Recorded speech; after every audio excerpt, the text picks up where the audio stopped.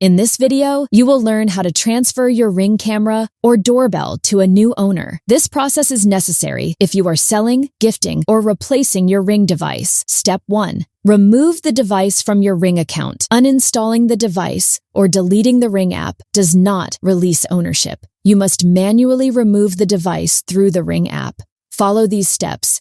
Open the Ring app on the main dashboard. Tap the 3 dots on the device you want to transfer. Tap Device, Settings. Tap General Settings. Tap Remove this device. Please note, once the device is removed, all video recordings will be deleted. Be sure to download any important footage before removal. Step 2. New owner setup. Once the device is removed, the new owner can set it up by following these steps. Open the Ring app. Tap Set up a device. Choose the device type. Scan the QR code or barcode on the device. If prompted with a device transfer screen, tap I want to transfer this device. Ring will then send a series of emails to the previous owner. If the previous owner does not respond within 15 days, the device will be released and available for setup. If you cannot contact the previous owner, if the device is second-hand and the original owner cannot be reached, attempt to transfer the device using the setup steps above. Ring will notify the previous owner by email. After 15 days with no response,